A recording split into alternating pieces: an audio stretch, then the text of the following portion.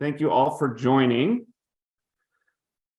My name is Joe Cotton, and I'm the Director of Pastoral Care and Outreach out here in the Archdiocese of Seattle, and I'm a member of the Executive Committee for the Catholic Prison Ministries Coalition, and it is my honor today to serve as the host of today's webinar. I am really excited about our presenter today, who I know personally and have had the honor of working with for several years.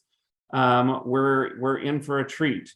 And so I'll introduce him in just a moment, but I would love to just start us off with a prayer this morning to kick off our webinar today. Again, thanks to each of you for joining us. It is a joy to be with all of you and to be with our CPMC community. But let us pray today. And this is a prayer that is adapted from one that Mother Teresa wrote. And so we pray together in the name of the Father and the Son and the Holy Spirit. Amen. O Jesus, you who suffer, grant that today and every day I may be able to see you in the person of your loved one experiencing disability, and that by offering them my care, I may serve you. Grant that even if you are hidden under the unattractive disguise of anger, of crime, or of disability, may I recognize you and say, Jesus, you who suffer, how sweet it is to serve you. Give me, Lord, this vision of faith, and my work will never be monotonous. I will find joy in harboring the small whims and desires of all those who suffer. Dear loved one experiencing disability, you are more beloved to me because you represent Christ. What a privilege I am granted in being able to care for you. O God, since you are Jesus who suffers, deign to be for me also a Jesus who is patient, who is indulgent with my faults, and who looks only at my intentions, which are to love you and to serve you in the person of each of these children of yours who suffer. Lord, increase my faith, bless my efforts and my work now and forever. Amen. Well, good morning, everybody. Today it is my delight to introduce to you Dr. Larry Sutton. Deacon Larry is a deacon of the Diocese of Pittsburgh, and he's the director of pre-theology formation at St. Vincent College and Seminary. But in addition to his work at St. Vincent's, Deacon Larry works as a psychologist at the Wesley Spectrum Services in Pittsburgh, Pennsylvania. And he was a former manager of the Western Region Office of the Bureau of Autism Services in the Commonwealth of Pennsylvania. Personally, I have had the honor of working with Deacon Larry out here in Seattle as Deacon Larry created a model of faith formation for children with autism and other special needs. And we deployed that model out here at our Catholic Cathedral in Seattle. So we flew Deacon Larry out several times, not only to advise us and to prepare us in developing that model, but also to work with some of our other parishes to consult with them on how to catechize children with autism or with other experiencing other disabilities. He is the author of, I think, 3 books now. The first was entitled How to Welcome, Include, and Catechize Children with Autism and Other Special Needs, a parish-based approach. And again, that's talking about the model that we were able to implement out here in Seattle. And then he also authored a second book called Teaching Students with Autism in a Catholic Setting, both published by Loyola Press. And I believe there's a third book out too that Larry will talk about. So with that, it is my honor to say, Deacon Larry, it is so good to be with you. Thank you for joining our Catholic Prison Ministries community, and we look forward to hearing what you have to share today. Thanks very much, Joe. It really is a pleasure and an honor to be with you today. My screen should have been shared. Is it up? Cool, good. Autism's a complicated disorder. Let me introduce myself first. I'm a deacon from the Diocese of Pittsburgh and a clinical psychologist. I've worked with people with developmental disabilities now for quite a number of years. And it was surprising to me to find individuals with autism everywhere I've gone, whether it was in a prison setting, which I did in the early 2000s, or in church, or here in the seminary. And I'll talk briefly about that. That's the third book, Autism and Holy Orders. This isn't the forum to talk about that at this point. But autism is very present. 1 in 44 are thought to have autism. And although very few of those individuals end up in prison or any type of incarceration, some of them do, but they need to be recognized.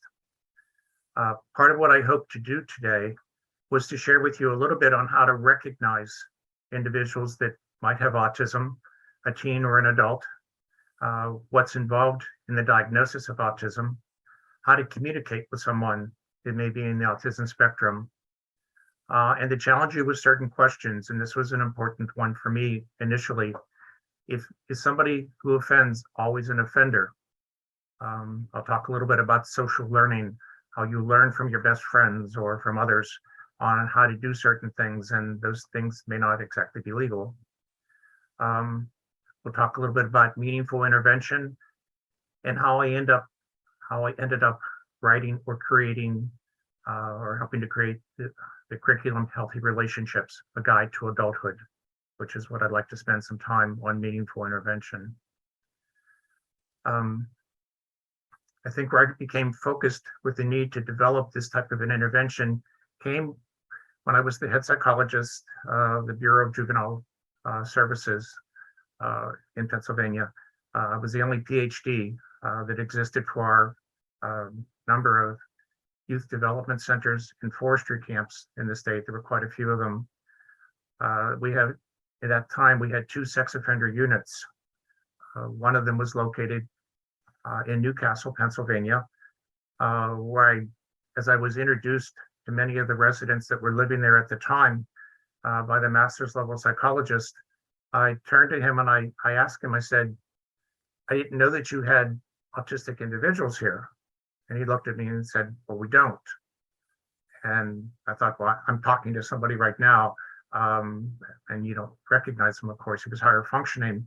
And indeed, the census had 0 people that were identified, the 200 and some men that were in that facility identified as having autism. So I ended up doing a study, which I'll talk a little bit about. It turned out that 64% of them were in the autism spectrum in the sexual offender program. There's a reason why that particular program and not some of the others. You know, if you're doing unusual behaviors and it involves anything sexually related, and you're a judge and you have the opportunity to have somebody housed and evaluated and worked with or kept out of society for 18 months at a time, these facilities were fairly safe places to put people that you didn't know what else to do with, for better or for worse.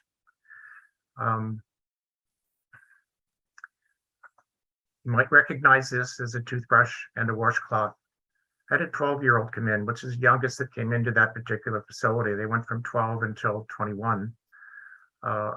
When the aide first presented these instruments to him, he kind of saw a wash rag that indicated he'd never used it before, but he didn't know what a toothbrush was.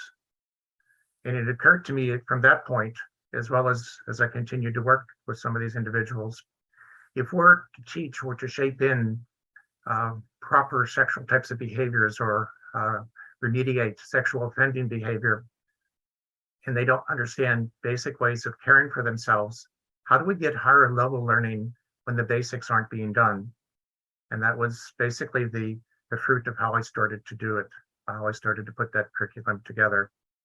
So I'll talk to you today about individuals that I've worked with, some of how I got to where I got to, some of the settings where it's very surprising to see some of the individuals there. Some of them, had not very high intelligence quotients. Some of them were gifted, very intelligent individuals, IQs of above 145, for example, and yet they were involved with criminal justice. I can remember one of the early individuals that I had worked with was a young man. He wasn't in jail at the time, he was about to be. because something occurred to him when he was in ninth grade, 8th or 9th grade. Uh, he had a special relationship with his teacher. This teacher basically looked out for him a little bit. But one day in 8th grade, 3 or 4 of his male peers essentially ganged up on him and bullied him pretty severely. The teacher was there. Teacher didn't do anything, and he so resented her for that. He kept it inside and he kept ruminating it, and his anger just kept building, but he didn't have any way to express it because it was just in his head, and he didn't know how to express his anger, but it kept building and building. It got to the point that he ended up seeing a counselor, and the counselor said, well, why don't you write it down, what you're feeling at the time, and then throw it away? He thought, well, that's a good thing to do, and he started to do that.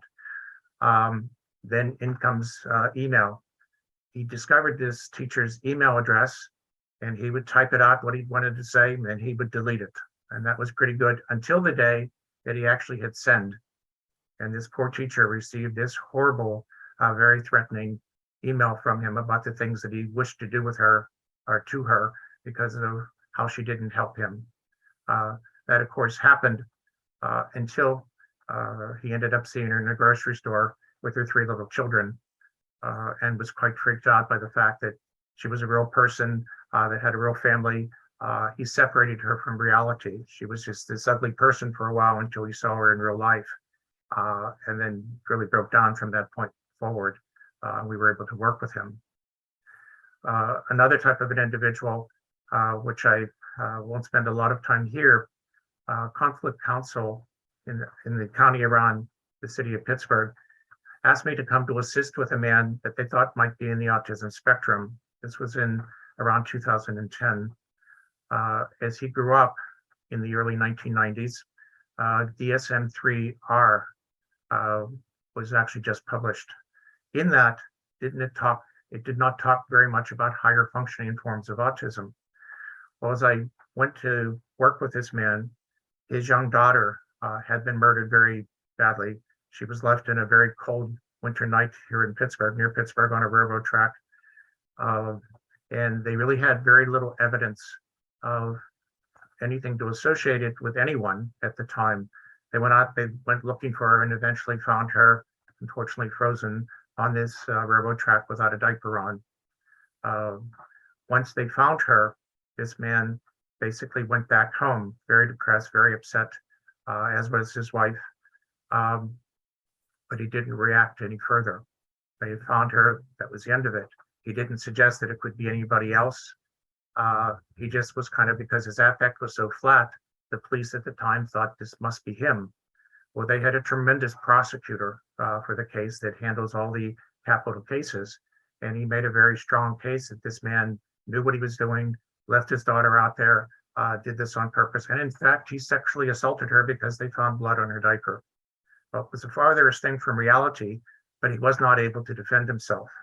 I learned after the trial, he didn't get the death penalty. That was one of the reasons I was brought in, to kind of provide reason as to why that shouldn't occur.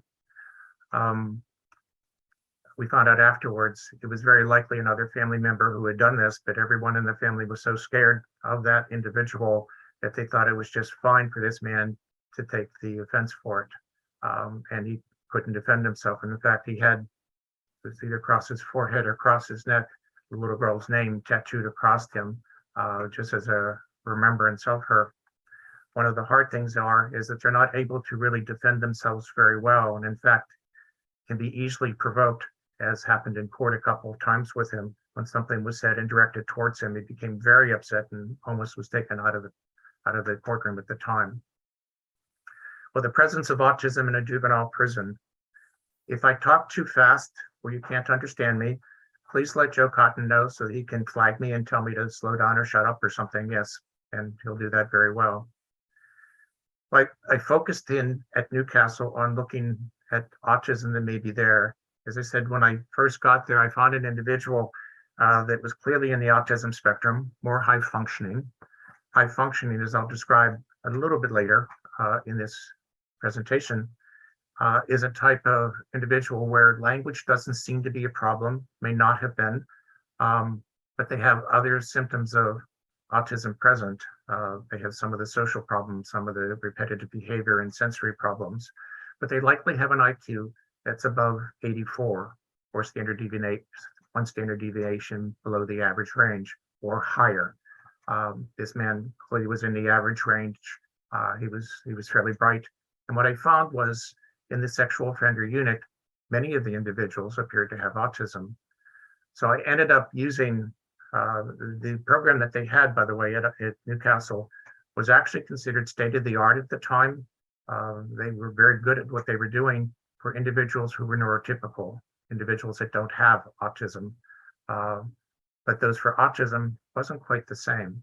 So I was able to get a small grant to more formally study these individuals. So there was me, and I had doctoral students from Duquesne University from their school psychology program. And we did a great deal of evaluation. I'll show in a subsequent slide. At the bottom of this slide, you see the references to two of the more major publications that were received from this, where the number of individuals with autism were identified. And also in the second publication, the fact that depression and anxiety were also very much present as well. The instruments that we did, we looked at autism questionnaires, the detailed mental status examination, and an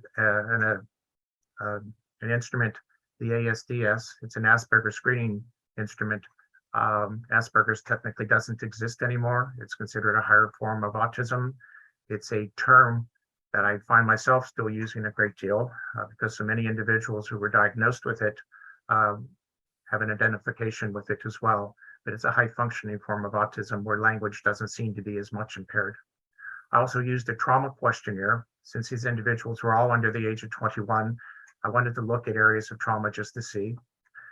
We looked at intelligence using different types of adult child Wechsler instruments, a nonverbal instrument using the unit, and a wide range achievement test at the time. And I did a number of mood or personality instruments of note, primarily the Beck depression, Beck hopelessness, as well as a couple of others. And we used one sex offender instrument. Because of time, I'm not going to go through each of these, but I will identify some of what we found. In my first screening, using just the Asperger diagnostics scale, syndrome diagnostic scale, 62% of those individuals from that particular sex offender unit appeared to be in the autism spectrum.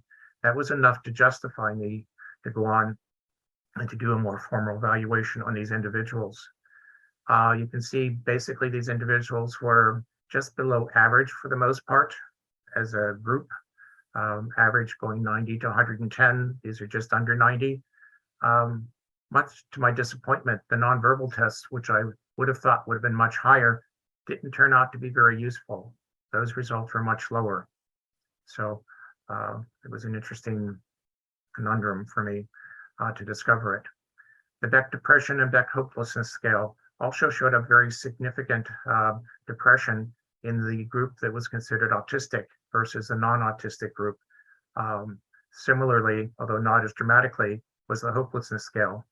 Many years ago, I got to meet Aaron Beck, and he talked to me about the instruments that he put together, saying that if you have a score in the moderate range of Beck depression and a score of 10 or greater on the hopelessness scale, he used it as a suicide indicator. And so for that point forward, I started using the two instruments together. On the trauma screening instrument, you can quickly look at this, and we'll have the PowerPoint available if you'd like to look at it in your leisure. Most significantly was the sexual abuse in the middle. The average for the individuals in the autism spectrum were in the severe to the extreme range. Actually, both sets were. What this suggests is that many of these individuals were sexually abused or traumatized before they committed their offenses, before they were incarcerated.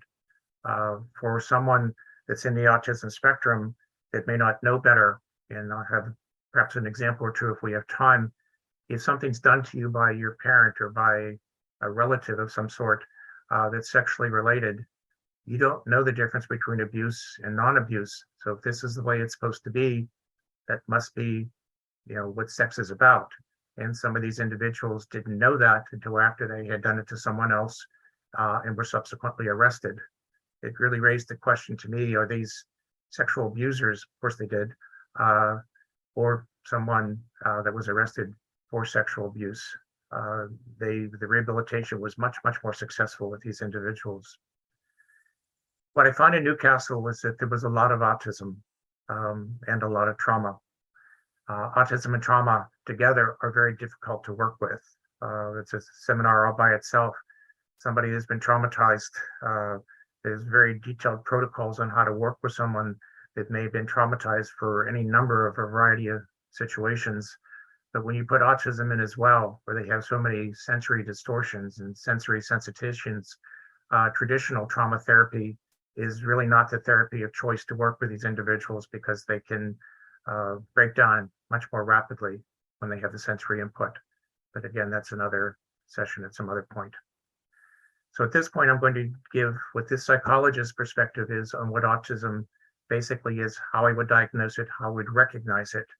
You're not going to become an expert or even somebody very good at recognizing autism based upon this couple of minutes that I'm going to give you, but you can see the gist of what it is and why I need to start with looking at developmental history. But before I do that, Joe, was there any questions on anything I had said up to this point in time? The one question that came through was in the slides, you reference ASD. Can you clarify what ASD stands for? ASD is autism spectrum disorder. Is that right? Yes, thank you. Yeah, I trip on things when I'm not prepared. Okay, not too autistic. Defining autism, what it is and what it isn't. No other questions, right, Joe? Yeah, we're good. Okay. And interventions or methods of communication. The first step in providing meaningful intervention with someone who's in the autism spectrum is to regularly recognize when it's there.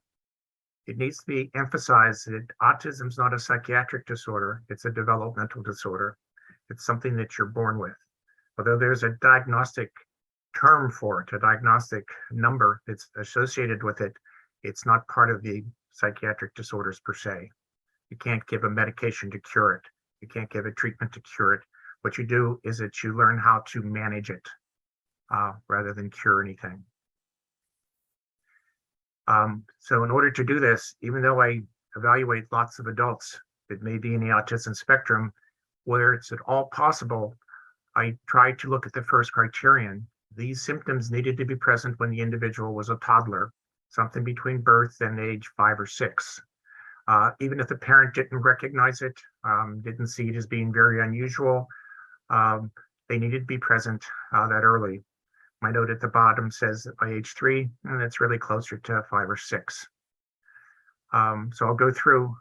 As you can see, Asperger's syndrome was at one point diagnosed until May of 2013, when the DSM-5 first came out, where it was moved to what's considered high-functioning autism. The distinction between typical autism and Asperger's or high-functioning autism is a lack of apparent language problems.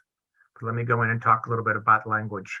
Typically, one has their first words by the time they're 1 year of age, give or take a couple of months. They're able to speak in small sentences or phrases between 18 and 24 months of age. If they don't meet these milestones, all that that's saying at that point in time is that they have a delay in expressive language. I'll also look to see, do they understand what's being said to them? Or do you find yourself rephrasing or rewording things? Again, this is at the time when they're a toddler. They may do it later on in life, or may require you to reword things later on in life. For example, when I do evaluations, you may have noticed my voice is a little bit deep. When I see individuals, somebody that comes with them to the evaluations may often reword things initially so that they can understand both the question and understand what I'm saying, because people with deep voices sometimes are hard to fully understand. But if it continues for an extended period of time, then you wonder if they really are understanding or processing language correctly. Are they able to express their thoughts in words even when they're upset or angry? or some clear way of functional communication? Is there a latency or delay in how they respond? Do you ask a question and you wait? One of my examples of someone that I worked very closely with was a young man that I would ask a question. And if you've ever waited a whole minute for someone to give you a response, it's tedious to wait that long. He would come back with these remarkable answers. It took him that long to hear what I was saying, to process the information, and come back out with a response. They look like they have an intellectual impairment because they can't come back quickly. They often get talked over because it takes so long. In fact, this particular individual is probably pretty close to the average range of intelligence, but the instrumentation that we had available at the time wasn't very sufficient to do this. Sometimes they don't get what you're saying. They don't understand tone. They can't read faces very well. They do not process people or attributes about them. They need scripts to know how to respond in certain situations. They'll often look towards models on how they're supposed to respond, which is why jail can be good or bad. If somebody doesn't know how to make friends, which I'll talk about in a second, and you're living with somebody for 18 months or much longer, they become your new best friend. What I found in some of the therapies that they did in traditional sex offender therapy, for example, was that they would have these fantasy types of journals or journals that they would write on things that they would think about so that the counselor could work with them. What was happening was that my individuals with autism were all of a sudden incorporating new symptoms into their journals, new symptoms in terms of what they did in the past. They were taking what they learned from their new best friends and beginning to understand, well, this is what you do when you have sex, because it's my best friend that's doing it, not connecting that it's still illegal or wrong or hurtful to somebody else, but my best friend's doing that. Which frightened me to no end, which is why we ended up separating the individuals with autism from the rest of the population. All right, we've done this a little bit already. Social. Does the individual know how to play? Do they know how to use their leisure time? Oftentimes, they don't know what to do when they're bored. So they'll cling to a caregiver, they'll cling to a parent, to a guard, as they did in the juvenile jail. They don't recognize social cues. They'll ask me, why are you so fat? Or why is your head so bald? Things of that nature. Very clear type of statements, even though they're not very socially nice. So they don't, and they don't understand why people get upset with them when they use these very blunt, frank descriptions. They don't know how to play by conventional rules.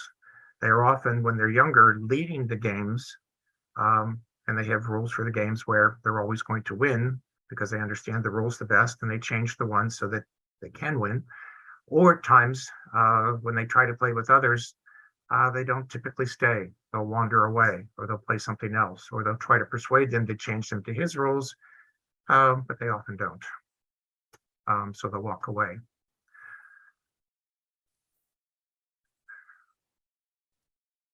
They don't really seem to have empathy, which is a problem with large types of principles.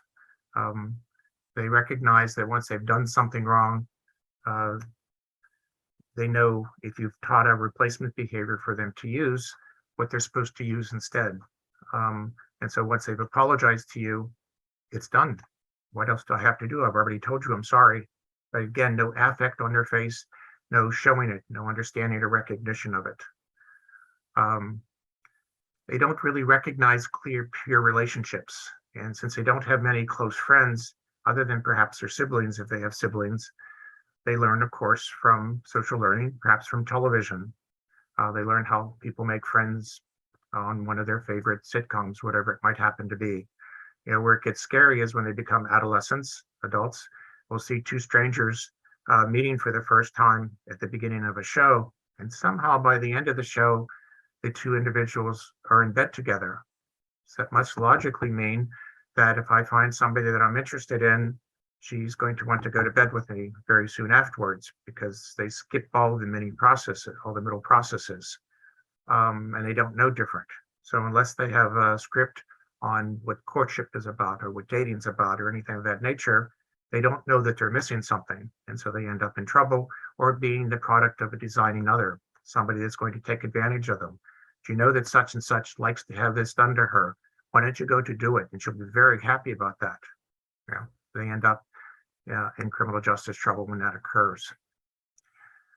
Sometimes they don't recognize the intensity of feelings. If somebody is upset, whether they're yelling or not yelling, may be perceived as if they are yelling. If they're part of a group and the individual, a teacher, for example, or an authority figure of some sort, basically is yelling at someone in the group or yelling at the group, they're going to personalize it. They're going to take it to themselves. And they may go home to a parent or to a partner and, talk about, how they were yelling at me today. And, I didn't have anything to do with what he was talking about, things of that nature. Social communication isn't wrong. They may respond to the wrong thing. They may repeat a phrase under their breath. I have a funny example that I used, and Joe may recall this particular example. I work with seminarians, and I had a young man that was very, very bright. He had a very short temper, but he was also an MC for the local bishop, and he knew exactly how things were supposed to go, and he would often set up ceremonies. One of the problems he had, though, which he wasn't aware of, is that he would mumble instructions under his breath. So you could see his lips moving, couldn't always hear him, but sometimes you could, but he was rehearsing so that he could process it in a different part of his brain. It was interesting once one figured out that he wasn't responding to other people or imaginary people, he was just rehearsing for himself.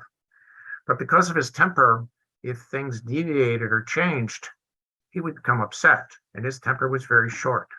And there was this one particular procession where the bishop, who was very social to people, as they were processing down, stopped and looked at people in the aisle and started conversing with someone. Well, the seminarian turned around and saw this and whispered under his breath, "That son of a bitch," thinking that no one heard him. Everybody, of course, heard him and were just shocked by this seminarian that's dressed as he was, calling his bishop what he called him. And again, poor individual had no idea that anybody could hear him, let alone recognize what he had said.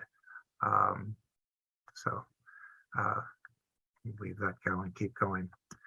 One of the chief behavioral symptoms is repetitive behaviors.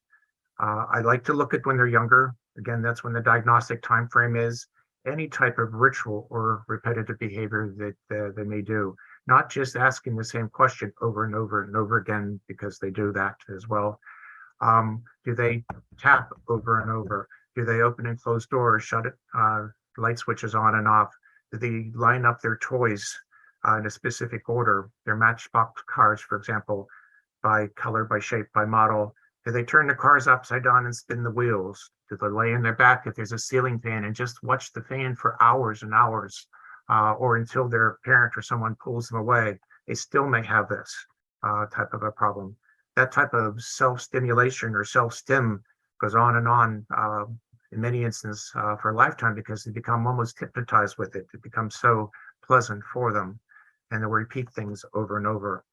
Or they picky eaters because of the texture, the taste, the smell, the look at certain foods. Do they have problems with tags in their clothes? I think almost everybody I know has problems with tags in their clothes, and that doesn't mean that everybody is autistic, but it's one of the symptoms that they become very sensitive to. Or the seams on their pockets or the various clothing that they wear, they may be bothered by.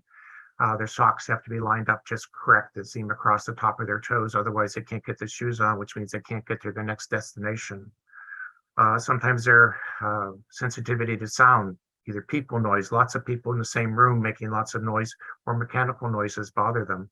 So they require sometimes sound sensitive earphones. These work very good in movie theaters where you can hear just specific things and not the crowd noise around you, for example. All of these things, as I've discovered here in the seminary, affect individuals to a greater or lesser extent, even if they're very, very, very high functioning. They may not recognize that they're in the spectrum. No one else in the seminary may recognize that they're in the spectrum, but for whatever reason, I keep a little mental list when I see some of these things of individuals and begin to try to help them to manage it again. Now, these are symptoms that you might see in individuals that you might see in a criminal justice setting. It gives me pause to maybe provide an example of an individual that I saw in the Allegheny County Jail, the county surrounding the city of Pittsburgh. I was asked to do a mental status evaluation for the public defender's office on this individual, brief psychological, in other words. And I went in and I did the evaluation. He was a large man, very large man, heavy set, wasn't very talkative, and I was getting ready to finish it. And I said, for the just sake of conversation, how's the food here? The food here, can you imagine? How could you possibly eat this stuff? Do you know that I've lost 40 pounds since June? And this was September. I looked at him. Well, tell me, how are you sleeping at night? Could you sleep with people coming around all the time and with flashlights and various things? I said, do you wake up more than once? I'm up most of the night, up and down all night long. And I started asking a variety of vegetative types of questions and was caught off guard. I gave him the ASDS, as it turns out, the instrument I referred to earlier. And I also gave the Beck depression. He had very severe depression. And of course, I didn't need the ASDS, but I basically went through it for myself just to confirm that it was getting enough of the symptoms to identify it. He had a high functioning form of autism and a very severe depression. Result of that evaluation, in addition to the main purpose, which was to write it for the public defender's office, went to the psychiatrist that oversaw the jail, of which there's unfortunately so few of them. It ended up prescribing, of course, an antidepressant, which helped him through part of his way. Because he was so large, people didn't recognize the weight that he had lost. He had legitimately lost that much weight. And with somebody that doesn't complain and doesn't go to the nurse for various things, they just didn't know about it. I think I'm going to skip this example for now. Executive functioning is an area of problems that individuals sometimes have, where they need to sort and organize how to do things. They need to remember things. They can't always keep things on track. They're often sometimes misidentified with, it also goes along with attention deficit type of disorders as well. Giving them functional ways to remember things. I know when I work with individuals that aren't incarcerated, I'll sometimes teach them about how to use either a planner of some sort or a pocket notebook where they can write what's coming next, what they need to be doing, cues, so they know what's coming in the future. Often very bright individuals never learned how to study properly because things came easily to them. They may not have known how to make friends, but they could read and they could ace academic stuff fairly well. But when you get into high school and into college, you're required to do research and perhaps a whole lot more reading. They didn't know how to do this, or doing projects. You're given an assignment that's in September that's due in December. You're going to wait until the last minute, of course, like everything else, to finish it, only to discover at the end of November, beginning of December, when you attend to that task, that there's way too much to do and too many details for you to keep in mind to be able to attend to that, which is problematic. So we'll go on. Rules change. How do you deal with changes in transitions, changes in functional things? I'm looking at the time and it's going quick. This is a fascinating example of a young man or a young woman who's in the autism spectrum very clearly, and everybody knew it, but her older brother was in the autism spectrum as well on a very high level, and the problem that they ended up getting. But looking at the time that we have, I'm going to skip it, but it's one that we may want to come back to when I talk about the section on human sexuality in the next session that we have, if folks don't mind. It's a fascinating thing that happened that befuddled the prosecutors in this particular state. Okay, so best practices. What are the best techniques to work with teens and adults who are in the autism spectrum, either before they start having problems or once you've identified them with having problems? How do you do that? How do you identify it? How do you work with them? How do you manage it? One of the best ways that I have found is to shape in replacement behaviors. You know, on a simple thing, when you have a lot of things in control, my young man that had my seminarian that had the problems with mumbling, was his temper would get bad when he was a teenager. He would punch the walls. and he had holes all through the walls of his family home. That's what his family told him, that they needed to go to a counselor.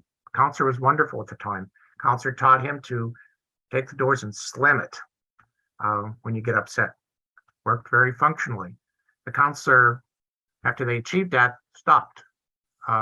So he decided he didn't know any other alternative to do things, and learned that when I get upset, I do this. Well, it turns out that when he got to seminary and he got upset, he got really furious in a group meeting with seminarians in a large room. He got up at one point, left the room, slammed the door. Everybody was upset. They didn't realize he had gotten to that upset. Came back into the room 3 minutes later, sat down, as if nothing was wrong. Very calm affect. And they were basically freaked out a bit, because how could this be? He was just furious a minute ago. That's when I first started re-meeting this individual and teaching them alternative ways, because although it was a very good way of handling anger when you were 17 or 18, not necessarily so good when you're 23 or 24 around other individuals. So we found other ways to shape. With kids, for example, rather than punching somebody, themselves or somebody else, I'll take newspaper or old scrap paper and I'll teach them to rip it up or to use a shredder when they're upset, and teach the family to do this when it's not a time when they are upset. So it becomes a game for them. We're going to pretend like we're upset. Instead of hitting your sister, we're going to rip up these papers. Well, they become used to that. Well, the first time the individual becomes upset, he sees the newspaper, he sees you, he sees his sister, and he grabs the newspaper and starts ripping. You have to praise the dickens out of the individual, because he's doing the right thing. Just a little bit of reinforcement at the beginning. All of a sudden, you replace the behavior that becomes problematic with something that's much less severe. Now, you're not going to want me to rip up paper all the time, but you shape it down to something that's more acceptable. We learned this in a very tangible way at the Newcastle Center. When we separated the individuals to just live in buildings that were just for individuals with autism, we set up behavior plans for the buildings, that you would do certain things. The behaviors disappeared because they knew they were dependable rules. They knew that the guards that were there were going to follow specific protocols. The biggest complaint that I had from the guards was how emotionally drained they were after a shift, because these kids sometimes literally clung to their legs because they trusted them, and they would confide in them, and they would talk to them about their problems. So instead of doing what they were doing, they would ask them, can we practice? No, they wouldn't say practice, but can we find some other way to deal with this? Or if they found a problematic behavior, staff started working on developing replacement behaviors. You know, one clear example was a young man that every time he got upset, he would bite himself. His hands were just grossly ugly because he would bite himself in his wrist. If you pushed him and got close to him, he'd bite you. So they kept throwing charges on the kid. We ended up with him. I took my staff and sat with an occupational therapist that worked on sensory type of issues. And she said, don't you understand what's going on? And at that time, I should have thought of this and didn't. This is what I mean. If you ever hear somebody that calls himself an expert, be very leery. There's so much to learn about these things that you're always learning. Well, she suggested he's got an oral sensory type of a problem. Now, this isn't the solution, but this may buy you time. What he's doing when he gets upset, he needs to do something with his mouth. Would you ever consider temporarily just giving him chewing gum? That's all my staff had to hear, was that every time this poor young man got upset, they would throw chewing gum at him. Well, what happened within the course of 6 weeks, his hands were clear. He had scars, of course, but there was no more acute things going on with him until a year and a half later, when his placement fell through. He bit himself once. We found other ways to shape it so he didn't bite when he was upset at people, but that was an extreme example of what happened then. So how do you work with individuals in a prison setting? Which is how I ended up looking at the development of healthy relationships and responding to individuals in a criminal justice setting. The first thing I thought was, if they were taught some of this as children, adolescents, they may not have been here, but they weren't. So I went on. So I thought, if they don't know basic things, I ended up drafting out and writing healthy relationships curriculum, eventually having to finish it with an organization called Wesley Spectrum Services. It's a clinical organization in and around the city of Pittsburgh, dealing with individuals teens and adults with autism and other issues, but principally with autism, and they helped me to finish it. It's a beautiful curriculum at this point in terms of some of the supplemental things that Wesley was able to add. But the notion, the 3-module notion that I have written is a basic way of showing basic competency. I don't assume anything. So the first module deals with hygiene, how you basically clean and wash and do things of that nature. Now, I'll go into it in more depth in our next session, but things like pouring shampoo. Sometimes you'd almost see the little dot of shampoo that they pour into their hands because we would do it in session. And sometimes the individuals just pour and pour and pour until it fell on the floor. By doing it as a group, we showed basically what would be considered acceptable. Or teeth brushing. I can remember this high school student, as we were demonstrating, we gave them new toothbrushes. We had a variety of toothpaste that they could try. He said, I've never brushed my teeth. And we kind of looked at him, and we showed them how to do it. And as he was spitting out the suds into the sink, it was bright red. He was right. He had never brushed his teeth before, which meant he'd probably never gone to a dentist. You learn things about individuals that they don't know.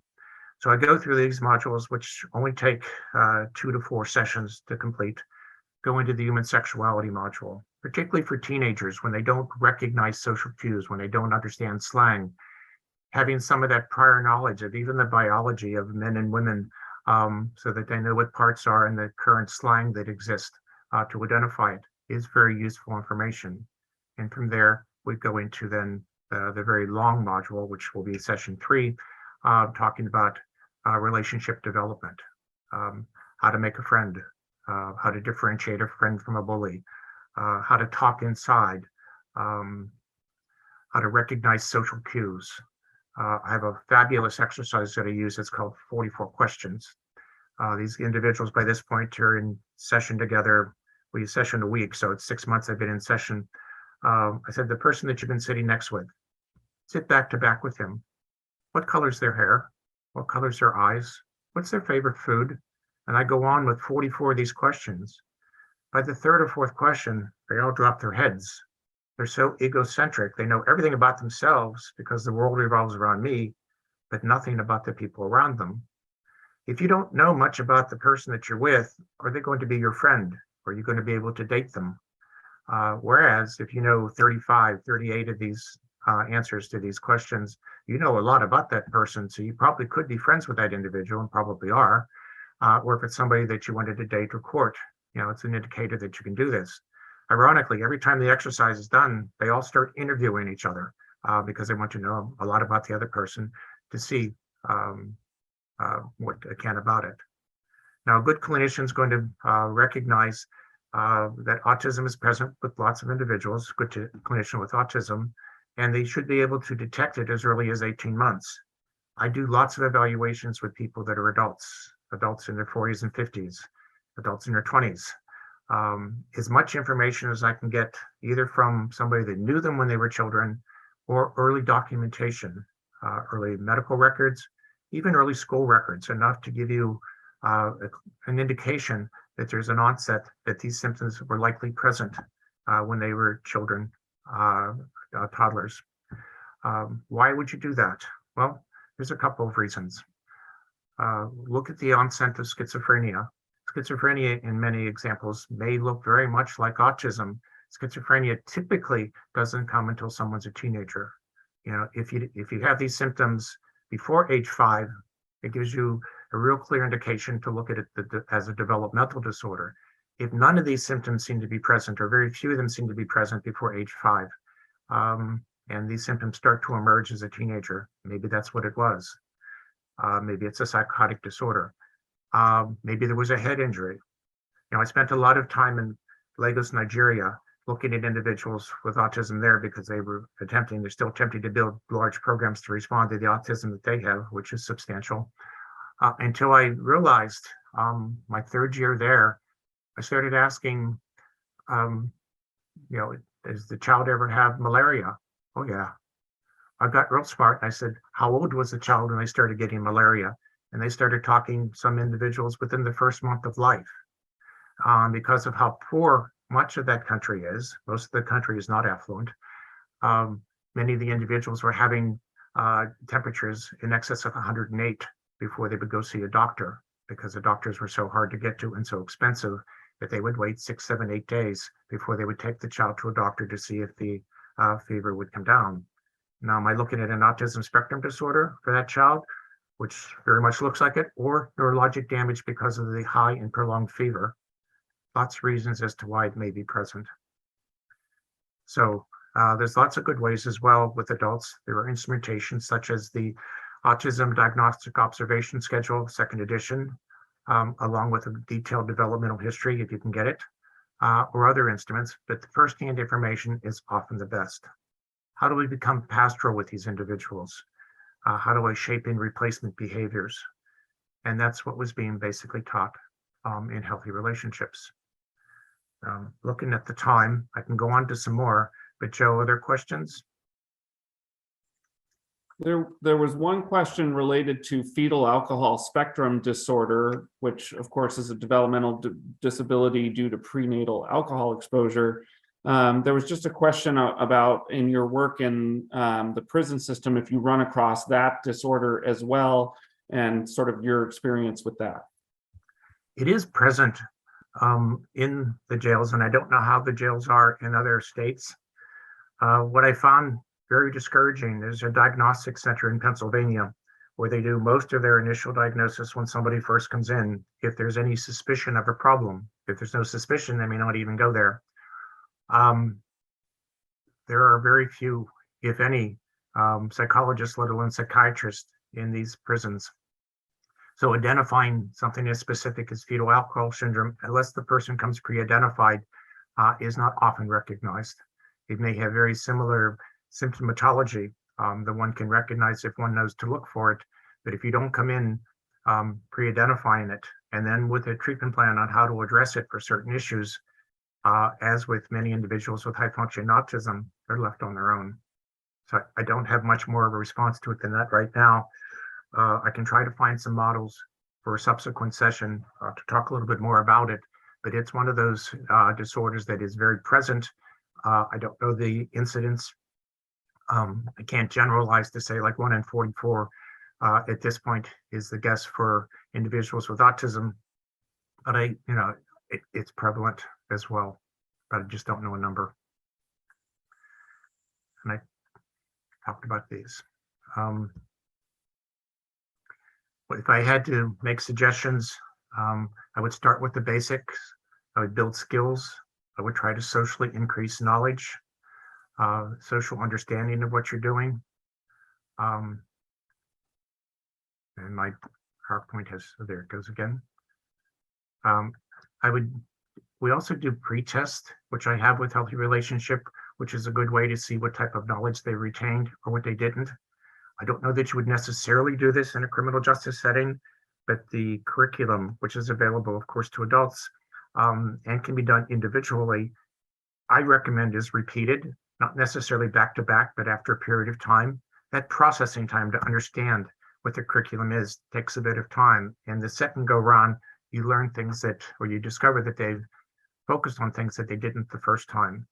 So there's other tools within the curriculum that help you to focus on specifics to see if they understand and they get it and how well they retain it. There's a fourth module, and that's adult living, which isn't part of the curriculum, but it's something perhaps we can do at another time as well. Other questions, Joe? None that have come through in the chat, but feel free to pop some in, and if we can get to a couple questions here, we would be glad to do that. So if you have any questions for Deacon Larry at this point, just throw them in the chat. You can send it to the host and panelist if you want, or to everyone. I might add that in the second and third session, we're going to, I guess, have the mics open for questions, or at least try it and see how that works. And again, I'm sorry that I went through the detail of what autism is and some of the examples. Everybody has a different example or a different understanding of what the developmental disorder is. And I wanted to at least provide you with my understanding of how I've evolved to this point, how I do evaluations for individuals. It's all basically the same type of a format, the doctoral students that I work with, I teach this to them so that it's a consistent way using DSM to come up with the diagnosis and explain then and to look for ways of managing various problems, whether they're in criminal justice settings, which fortunately Allegheny County is now starting to more aggressively pursue, the county again around Pittsburgh, or just how to basically change behaviors that they need to. Yeah. The term I use a lot, it's not rocket science, but one has to think in a very different way. It's very concrete, very logical. Once you get that logic, go ahead, Joe. Very good. Well, and just to let people know, today's session is just an introduction on this topic. There's so much to this that we're actually going to do 2 additional sessions, as Deacon Larry mentioned, to kind of tease this out some more. Deacon Larry, I can say, and those sessions will be October 20th and October 27th. So just if you want to be able to dive into this more. I know, Deacon Larry, that when I was a correctional chaplain myself in a juvenile facility, I often came across young people who, at the very least, I suspected were on the autism spectrum, that had some of those symptoms and kind of the social issues or things like that. I'm not a clinician, and our chaplains in our communities here probably are not clinicians. But when you come across, say, a person in a correctional setting, is there for those of us who are not clinicians but recognize that maybe autism is present, is there just like a stance that we can take that's helpful, or just kind of general things that are good or not good when interacting, even particularly if we're acting as a chaplain and we're not tasked with, helping people change behaviors, that kind of thing, but just a general stance? So what do you think? It takes a little bit of time to hear how the individual communicates. They have a tendency to really look towards authority figures as being all-knowing and can help them with anything. If you get them to the point that they're a little bit relaxed, that they can talk with you and befriend you, you'll learn how they communicate. Having a good therapeutic ear to listen to what they're saying. If there's a consistent way that you see that they keep getting in trouble, whether it's they're talking out or whether they're doing certain activities that keep getting them in trouble with guards or whomever, ask them, are there other ways that you could express that type of problem or that issue, rather than yelling something out or whatever? What else could we do? They likely may have something. If they do not, could you suggest something? And that's what I might ask you to do. What's a logical thing that they could do while you're in that setting that you might suggest to them that might be helpful? Come up with a couple of ideas, or we could talk about a couple of ideas perhaps on some of this, and talk about how you might shape that in. If they've begun to befriend you and to trust you, you might say, well, let's role play and practice. Pretend I'm the guard, and you're having the problem. Let's see if there's another way that we can do this that can help you to express yourself without getting you in trouble. And then you practice this alternative way, and you keep doing it to the point that they get it. Remember, when they become upset, it's like they get to the point of no return. So they're going to do exactly what they did last time. If you practice replacement behavior, now they have 2 possibilities of things that they can do. And because they want to please you, because that's really what they want to end up doing, they're going to try the new behavior. And as long as the guard catches on, or if you're present, and it's reinforced that that's a good way to ask for it. They may not say it so nicely, but that's a better way to, ask or do what you're doing. Sometimes it could be writing down what the issue is. Sometimes it could be, let's hold off and tell me right after you have a problem like that before you act on it, or whatever it happens to be. Replacement behaviors aren't rocket science. They're often very, very simple things. And so any idea, my Sunday morning religious education program, I use teenagers that don't have any college training, of course, and they are the best of mentors because they don't know what to do and they do what comes natural to them, and it works out marvelously. So sometimes it doesn't take, a behavior analyst to suggest ways to shape the behavior. Sometimes it does, but most often it doesn't. And if you practice it when they're calm, that becomes a real alternative, and that's a very tangible thing that you can do. And you're likely to be more friendly to them than most of the people that they encounter, so they're going to listen to you. a little bit of supervision on how to do some of that can go such a long way in the quality of life of somebody that's there. You know, you're accountable for what you've done. That doesn't mean that you have to be tortured the whole time that you're there. We can find ways to manage that time that you're there as well off as you can be, if that makes any sense. Yeah. Well, that's super helpful. I mean, even just having the skills of like brainstorming and role playing together is very tangible and helpful. Deacon Larry, I just want to thank you on behalf of the Catholic Prison Ministries Coalition for this amazing overview of autism spectrum disorder and how it kind of shows up oftentimes in the correctional setting. This is amazing. Again, everyone, there's more to come. October 20th and 27th, Deacon Larry will take us further into this. But by ways of doing some commercials for you for what's coming up next in the wonderful world of CPMC, we've got some great things coming up. One is we have entrepreneurship, passing on your experience. In his second career as an executive director of DuPage County, Michael Berry passes on his 20 years of business knowledge to people returning from incarceration.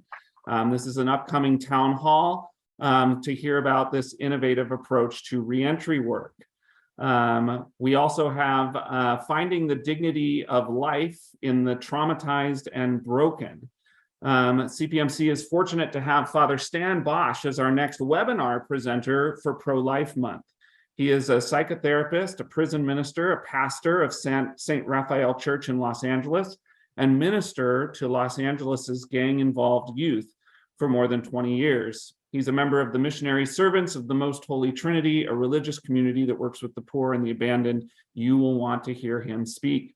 So tune into that next webinar. Again, as I mentioned before, we will continue on with our series of developmental disabilities and incarceration with Deacon Larry. Part 2 will focus on the tools for effective ministry. It will formally introduce modules 1 and 2 of healthy relationships, as Deacon Larry talked about, on hygiene and human sexuality. And then moving on to part 3 of healthy relationships from there. And so we're, again, October 20th and October 27th. We also have a very, very special, amazing event coming up with Cardinal Tobin and dealing with the issue of addiction. It is an event called Reclaiming Wholeness. It's an exploration of addiction, recovery, community, and spirituality. And in this conversation, CPMC will provide a platform for chaplains, ministers, loved ones, community members, and those in recovery to become compassionately aware and to gain a deeper understanding of the issues surrounding addiction and incarceration. Our featured speakers includes Jim Wahlberg, who I think is the brother of Mark Wahlberg, the actor that you may recognize, Evelyn Duhart from the Ignatian Spirituality Project, Lisa Delora from Just of DuPage County, and of course, our amazing host, His Eminence Cardinal Joseph Tobin from the Archdiocese of Newark. Please check that out. Lots of amazing things coming up. But again, Deacon Larry, just want to thank you so much for your wisdom and expertise, and such a joy to be with you. And many deep thanks to all of you for continuing to engage with CPMC. We are here for you to continue to provide you with resources, networking, support. Keep tuning in, keep visiting the website, and we will look forward to seeing you again soon. God bless everybody.